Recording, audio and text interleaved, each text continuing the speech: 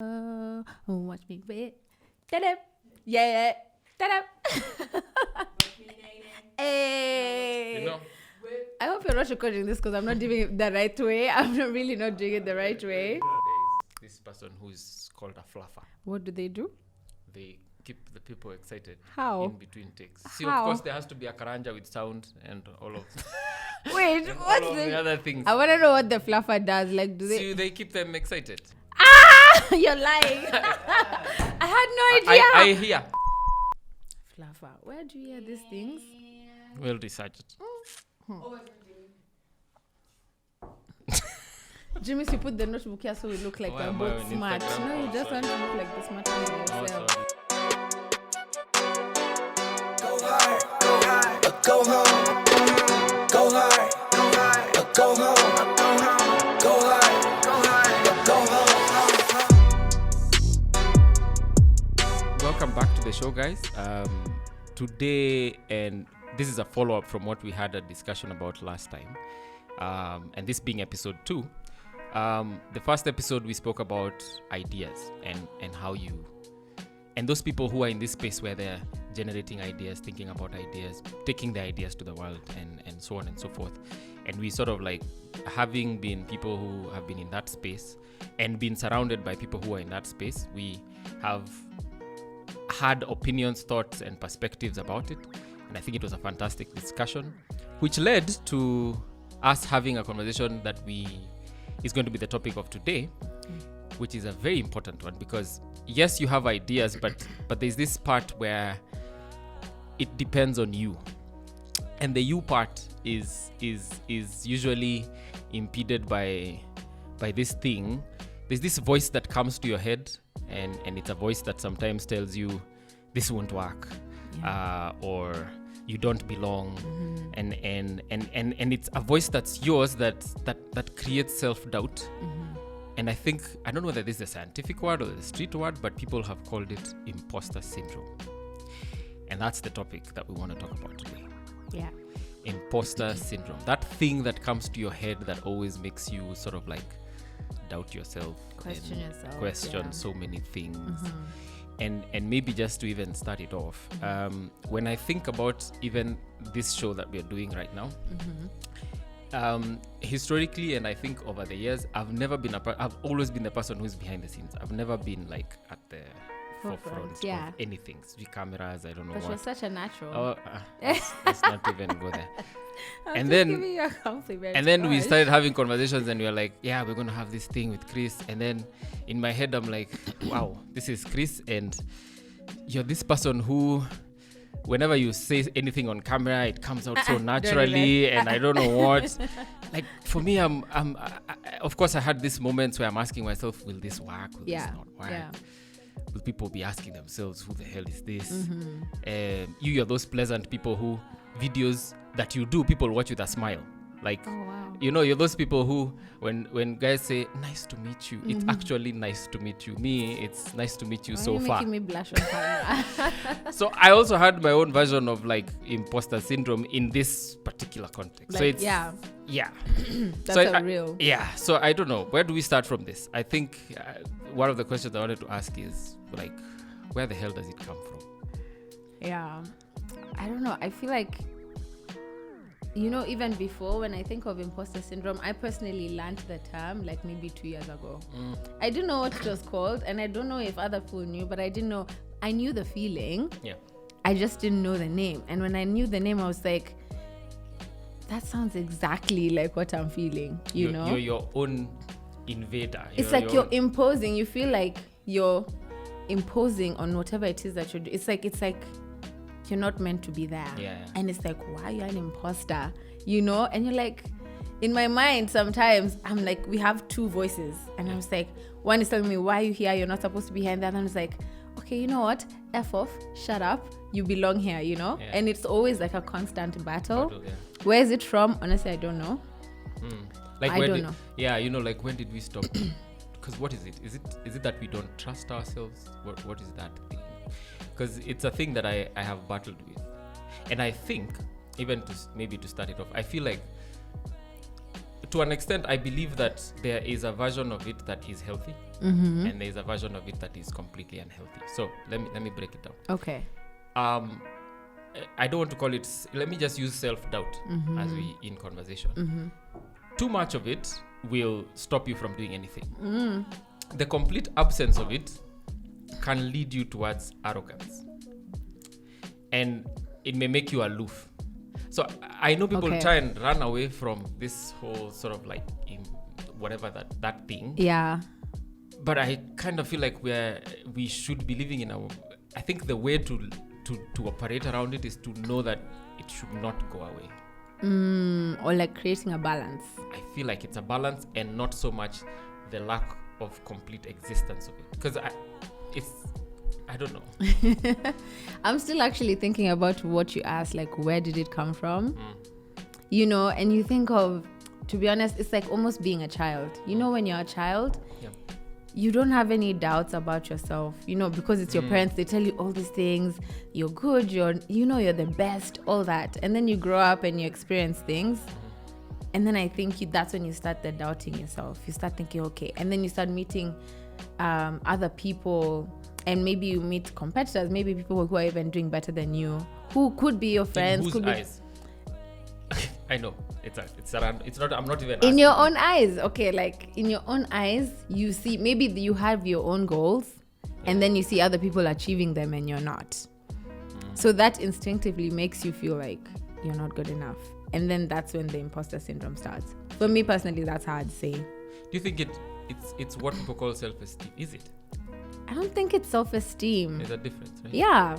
Yeah, because you see, you can still be successful and have imposter syndrome. Self-esteem affects your success, I think. Because then self-esteem really breaks you down, like you're not able to do anything. Maybe self-esteem is the extreme version of imposter syndrome, the one that we're saying is too much. Or the low self-esteem. Yeah, low self-esteem is having too much imposter syndrome. Or the lack of management of imposter syndrome. Exactly, is low self-esteem, you know. Maybe going back to that part of childhood, I don't know. Sometimes I try to be. I'm very uncomfortable if I don't understand something. So I sat down and tried to break it down like a maths problem. Yeah. So there's a theory. Going back to that time, and I think going back to when we were kids, I remember like during. Like in school, let's just even start there. Yeah. They always used to be this comment about, will it come in the test? Like if you're summaing or if you're studying. Right? Yeah. And I feel like that thing made us be attached to, you're doing this to get this, right? So the only reason why you are going through whatever you're trying to listen to or learn something is because there's an A attached to the end. Yes. Now, in the school environment, it makes sense. Okay. But I think in the outside world, I don't think there's an A because the A morphs. Right? Yeah. Because that thing that you're trying to reach, that is the result. Maybe let's use the example of like Icon, for example. Yeah. There was a time that A was making the first line. Right. But then you get there and then it morphs into the next thing. Yes. But when going back to that thing, I think we were hardwired to attach ourselves to the ability to see an end. Okay.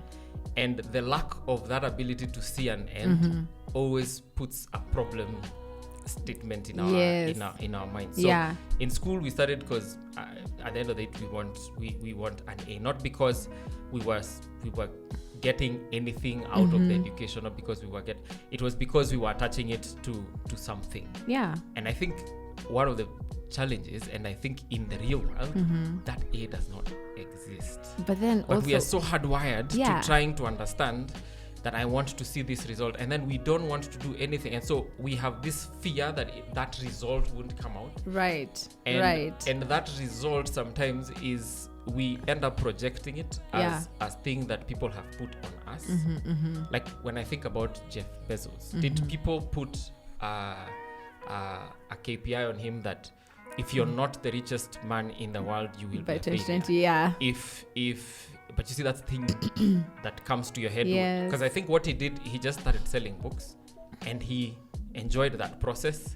he got granular into that process and he continued iterating. But are you trying? No, but by the statement you're saying, are you trying to say that Jeff Bezos doesn't have Imposter syndrome? imposter syndrome? I think he does, and I think it's leading to a point that I'm trying to make, which is, I think one of the solutions to imposter syndrome is practice. Okay, so Like- you keep working on it. Yeah, like as I was saying, like sometimes I feel like that thing is based on a thing that we have placed in our minds that is a result that you think society has put on you, right? Yeah. I don't think anybody sat and said Jalango will be a failure if he's not the best radio presenter. But I don't think people sat down and said Flacco is a failure if he doesn't make the videos that he makes. I think the consistency of doing the thing Yeah. kinda manages imposter syndrome in Yeah. a sense. And it's that because I'm trying to boil down to what is confidence. I don't know. No, but I think because especially with what you said in school, we're hardwired to go for the A and go for good grades. Yeah. Then it's gonna be impossible. I mean, school is when you're molding the child's mind, Yeah. right? That's the time when kids are growing, and if that's all that's being put in their minds, of course, when they're done with school and they go into the real world, that's what they're still going to be thinking. Yeah. So I think honestly, with imposter syndrome, it's just something you have to actively know what it is, and then actively keep trying to fight it. You know, because I honestly feel like if we've all been through the same system, then we're all going to have it at some point. I think everyone does have it. I feel like it's better if you just think like, okay, you know what, it may come, let me be prepared, so that when it does show up, you know what it is and you know how to go about it. You know, just act like it's gonna come at some point anyway. So how the hell does it? How do we act on it? I mean, I think How different have people you have dealt to. with it? Personally, let me think of I don't even have to think so much. When it comes to imposter syndrome, I feel it's something I struggle with every day. Maybe not every single day, but a lot, you know? And even with the example you gave about, you know, this podcast, you know, it's so cool how for you, when I hear you say it, you're like, yeah, you know, for you were worried, but you were like, for Chris, still it's worried, gonna what be do you so mean? easy. Yeah. You're looking at me thinking it's gonna be so easy. But in my head, I'm thinking the exact opposite. I'm thinking, oh my God, okay, I know Jimmy is like, you know, he has like a really big brain. He's always like, he's so smart. He's so this, it's going to be so easy for him. And then for me, I'm thinking, God, have you ever even done any podcast, anything? What are you even going to talk about business? Is your business even that good? Atta, what are you, like, who do you even employ? Like, you know, you start like, who are you to be telling anyone about business? Yeah. You just sell clothes. Who are you? You know? So for me, like, even with this podcast, I've had that imposter syndrome. And what's helping me is sometimes just knowing that that's what it is. Knowing that it's just my mind and my expectations. Just knowing that my brain is trying to like come up with expectations that don't make sense, or like targets that don't make sense. Like, you know I really have to like hone my brain, like focus and see what I've achieved. Look at what I've done. Believe that what I've done counts for something, and believe that I'm here speaking because there's something I've done right, you know, and I have to just keep looking for the positive and keep looking for, you know, like affirmations of myself, you know. So I think one of the things I'd say would work when you're trying to deal with imposter syndrome is really just trying to look at your successes, however small they may be. You know, it could be as easy as I'm alive, I'm healthy, you know, I have a support system around me. That's enough to say something, you know. Is it the same with that thing about comparing yourself with only yourself? Like, I think people should compare themselves to others to some extent. You see, it's the same thing where you say if it's too much, it's toxic. Exactly. Or if it's too little, you get like complacent. But I think there needs to be some comparison at some point. Like, you can't just chill and it's like, no, I'm the best, no comparison, no one touch me, na, you know. There's a fine line between I know my worth and you're full of shit. Yeah.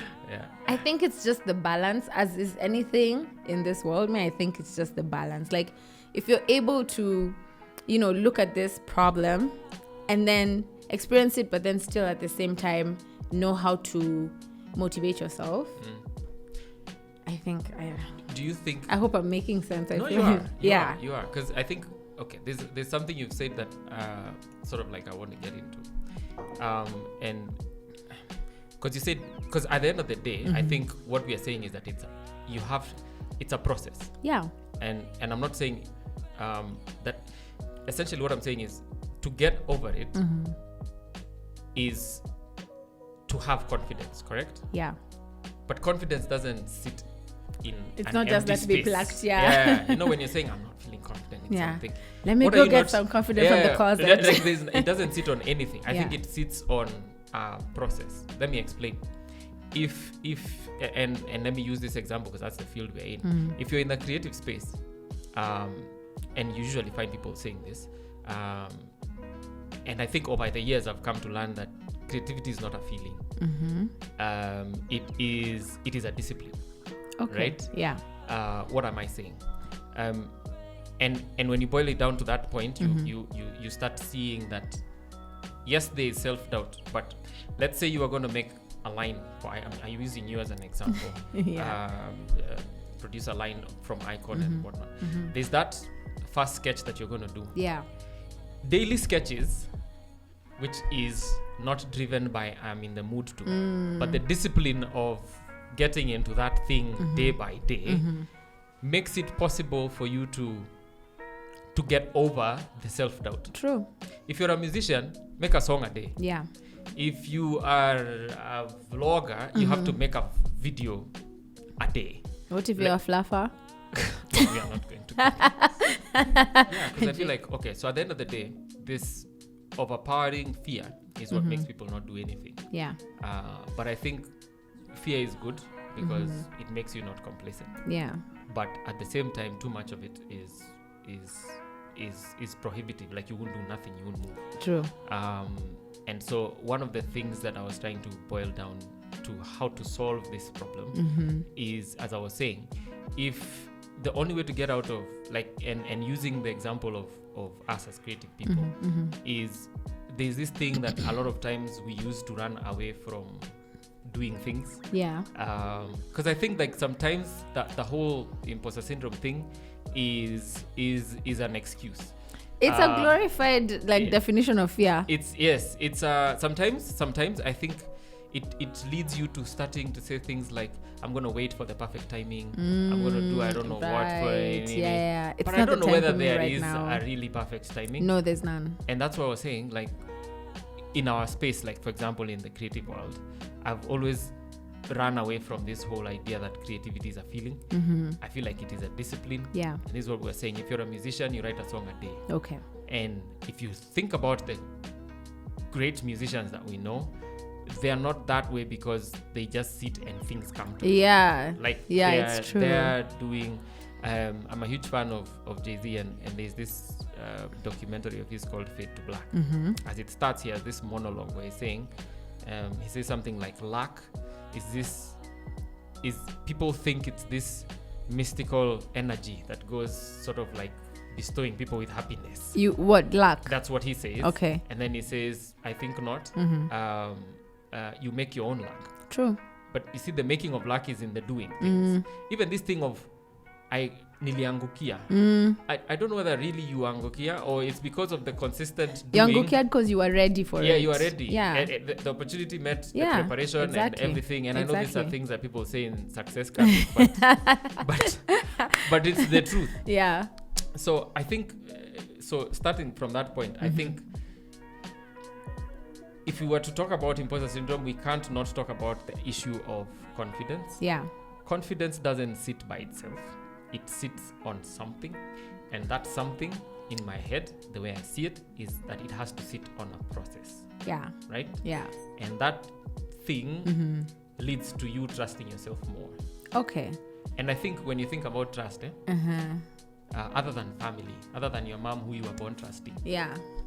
the people who you have trusted that are not family, you first trusted them kidogo. It was a process. Then you trusted them Yeah. a bit more, and then you trusted them. And Exactly. then before you knew it, now you trust them. And maybe there's even more. Yeah. It's the same with yourself. I feel like you kind of You have to keep trusting yourself. But to do that, you have to keep doing. Yeah. You have- So that's the You discipline. have to I get keep it. motion. Yeah. I don't know what you think. I think that's a good way of looking at it, because then what it does is, instead of tackling the issue by sitting still and looking for a solution, And waiting for waiting, inspiration. exactly, you tackle it by going and doing things over and over and over again, Yeah. and doing what you know you're good at. If you know you're good at something, or whatever it is that's making you fear whatever you're trying to get into, if you know you're good at something else, just keep doing this thing. And that way you give yourself more and more confidence, and in turn, then you're able to trump the fear, I think. So Yeah? I think people shouldn't necessarily run away from it. Mm-hmm. I think people should work with it. Yeah. Or just, for me, I'd say know that it's there. And be comfortable Yeah. with the fact that it's there. That it's there, exactly. In fact, I think one of the things is the embrace that the fear that you will suck, because I think you will suck at some point. Oh, for sure. The first things you did 3 years ago are not if you did something for over 3 years, the first time you did is not going to be It's not that. there has to be. And I think that's our generational issue. We microwave everything, Yeah. and we want Quick progress, yeah. and quick results, and quick, I want the first vlog to be the best vlog. I yeah. want this to be the I don't know. I want the first song to be the best song. And it'll never be that. I don't think so. Yeah. And I think the other thing for me is quantity over quality. It's something that we've had to learn the hard way. Okay. You need to explain that to me. So how? So you'd let rather- me give you an example. If we this very show that we're doing, we can sit down and try and pull all the gimmicks to make this look cool. the perfect. Yeah. Yeah. And it will drain us. Then on the flip side, there's these guys who will just take the camera with their phone, shoot something, do 100. do 100 videos in 3 months. You've done 2. That's true. In they're doing 100 videos a They month. became, Look at Jugush right now. He's Africa influencer something. The guy started doing things on the phone just like that. And I think that if you start somewhere and start thinking, oh, this thing needs to have street tracking shots, it needs to have, I don't know. I'm not saying that there's a bad thing about quality. Yeah. But I think, and especially the people who we're talking to, and I feel like the people we talk to are people who are in places where they're trying to start something new, or trying to take something to the world. Or Definitely. At that stage, you need to move. Yeah. Start moving. And you need to do it more. Yeah. And the more you do it, the better it becomes. It's true. I don't see another. And to be honest, even when I think about videos, as you're saying, all those B-rolled, all those gimmicks, I feel like that's the easiest part. It's easier than the actual content and the actual stuff you're doing in the video. And you see, to get good at the things you're doing, whether it's speaking, comedy, whatever, that requires practice. There's no two ways about it. It requires you doing it over and over again. But once you get that part down, once that is great, after 50, 100 videos, those gimmicks will come. All those things, you get people even sponsoring, to do that stuff for you. Yeah. I feel like all those things surrounding are just, it's nice fluff, around, but really focus on the actual thing, whether it's the speaking or the acting or, or whatever. Yeah. But Can I like ask that. this? What makes you uncomfortable? Personally, Yeah. I have a couple of things. An ill-fitting bra makes me very I uncomfortable. wouldn't know anything about that. No, but you mean in terms of For you to come out and do something. What are those things that are trigger points that make you start feeling, this thing is not going to make it? yeah, I think for me, I get uncomfortable when I think I'm gonna be the only person at the center of attention. That's why this was easier for me, because I was like, Jimmy's there. Oh, really? Yeah. When it's You're still the center of attention. No, because okay. everybody's I watching mean, I get with all this host am I? But for me, when I know it's just me, it's just you, center of attention. That kind of freaks me out. That makes me really uncomfortable. I won't shy away from it because for me it's That's the most important thing. I'll always, because it's something I've done. You see, I think also just having just already started a business when I didn't have a lot or I didn't have sort of hope, I think that already just made me learn so much about myself. And one of the biggest lessons I learned was, however uncomfortable something makes you, just do it, say yes, you'll figure it out. If it's bad, it's bad. If it's good, it's good, you know? But just do it and then learn ukombele, like how it is. So that's something that I've had to learn over time. It wasn't automatically like instilled in me, you know?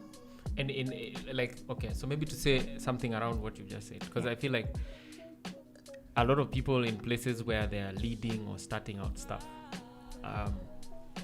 you don't know what's going to happen. It's true. Like, we try and act like we do. Yeah. But you can't control really anything. do not know what's going to happen. So the only thing, and the examples we were using earlier of Amazon and all those places, I don't even think that what we use M-Pesa for today was visualized intended 20 years ago. Like it's but you see, motion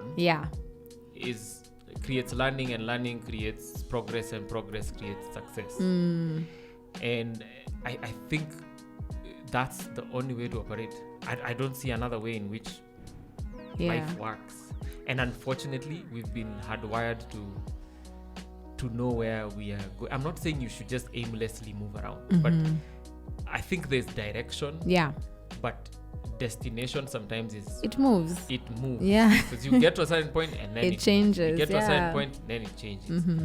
So that thing you're fearing, and we're not saying this, I don't think we're having this conversation as people who have conquered it. Yeah. Like to no, not at all. I think we're having this conversation from a point of view of people who need to have this discussion and bring it to the forefront. Yeah, because it's there. It's real. I look at all of these mental health challenges that we're all having as a generation. Yeah. I look at all of this, and they're all tied to, are we going to be successful? Or are we good enough? Are we good enough? Are we going to do this? Comparison. And sometimes we try and not sort of like, to some extent, we don't want to talk about it because some people want to act macho. Like, those are not things that affect me. You know, like, I'm good, which is a lie. Yes. At the end of the day, this conversation is important not just for ourselves. It's a conversation that's important for society, and and especially for our generation. It's ideas true. that people are going to come up with. Sometimes they're not going to have. Maybe they will have. I know nobody says there's nothing new under the sun, but for as long as it depends on you, there will be some version of self-doubt. There will be some version of this is not good enough.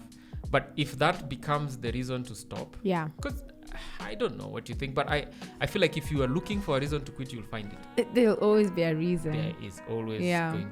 Like this week has kicked my ass. Like, really, if there was a way of like saying, I quit, done. Yeah, you would. Yeah. But then what? Then So what keeps you going? Like for you? That's what keeps me going. That thing of, and then what? Yeah. I know, and I look at like you. I always, the fear of coming back to say, if I didn't stop, right? Where would we have been? Right. I think that's the worst. And it's dangerous also because you could be following some fairy tales or whatever. Also, you'll never stop. Yeah, but I don't know. Like, I think it has come with age. There are those things that had to stop over time because you saw it didn't have an end. But, I think for me, that thing of motion, especially keep it this moving. year. This year, nothing made sense. It's true. It's true. Like, we woke up, it was May, and the whole damn place shut down. Yeah. And then here we are being told contracts cancelled and all of those things. It really didn't make sense. Yes, like true. It was, but then again, what was the option? Like, so we stop and then what? Exactly. And at that point, even as an entrepreneur, you're seeing everything stopping, but you're like, I can't stop. No, we're also okay. What are we doing? I feel like you just, I don't know. You just have to go back, audit, reassess, background analysis, and it's not easy. It's not. But you just have to kind of, I don't know, you kind of have to fight it. I think it's, if you signed up for a marathon and at the 40th minute you are tired as hell and you wanted to stop, I'm those people who would be like, but you signed up. Yeah. And and you know the thing is, you're allowed to stop. Yeah, but you're allowed to. But you signed up. Yeah, you signed up. Did you sign up to stop? Even if you're at a gym or something and you're supposed to do 15 reps and you're at the 8th one and you're so tired. Yeah, this thing is not inukain. Exactly. You have to be like, and then what? Yeah. And you know, to be honest, even in life, there's no gun to your head. Yeah. No one is saying at you, oh, if you stop, oh, you can't stop, oh, there's no gun to your head. It's literally up to you to decide, am I stopping? Am I going to be that stopping person? Yep. And you're like, no, let's keep it pushing. I think that's the end of it then. To keeping it pushing. To keeping it pushing. Awesome. Go hard, or go home.